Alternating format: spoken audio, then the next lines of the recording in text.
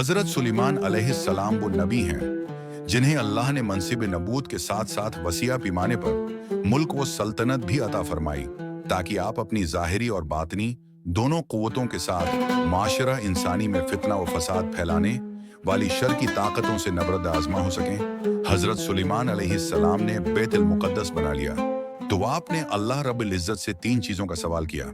अल्लाह ने उनको 2 चीज़ें अता फरमा दी। पहला सवाल ये था कि वो ऐसा फैसला करें जो अल्लाह के फैसला के मुआफिक हो, तो अल्लाह ने उनको ये अता फरमा दिया। और उन्होंने दूसरा सवाल ये किया कि अल्लाह उनको ऐसा मुल्क अता फरमाए जो उनके बाद किसी गैर को फिर कभी मुयस्सर ना आए। अल्लाह ने ये भी उनको अता फरमा दिया। तीसरा सवाल ये कि जो भी इस मस्जिद में 2 रकात नमाज अदा करे वो अपने गुनाहों से इस तरह पाक हो जाए जैसे बच्चा उस दिन गुनाहों से पाक होता है जिस दिन वालदा उसे जन्म देती है। हजरत सुलेमान अलैहिस्सलाम के लिए हवा को मुसख्खर और उनके हुक्म के ताबे बना दिया गया।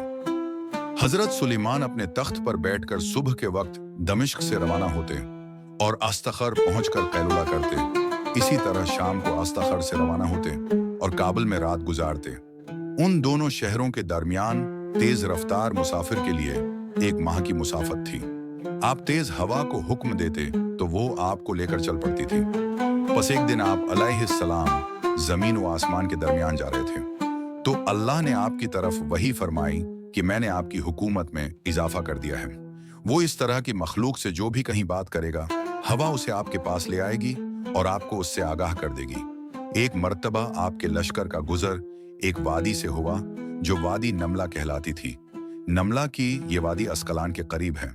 जब लश्कर उस वादी के करीब पहुंचा तो एक चिवंटी ने कहा कि ए चिवंटियों, अपने अपने बिलों में घुस जाओ, कहीं तुमको सुलेमान और उनके लश्कर वाले बेखबरी में रौंद न डालें।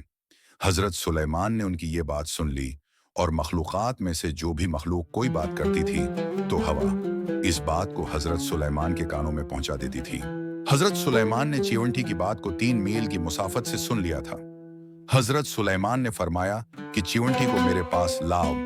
चनांचा चिवंटी हाजिर की गई।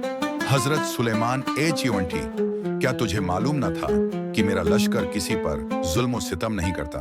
चिवंटी, बेशक मेरा अकीदा यही है कि आपका लश्कर जुल्म सितम नहीं करता, लेकिन चूंकि मैं उन सब की सरदार हूँ उसलिए मेरा फर्ज था कि मैं उन्हें हर नशीब व फराज से आगाह करूँ।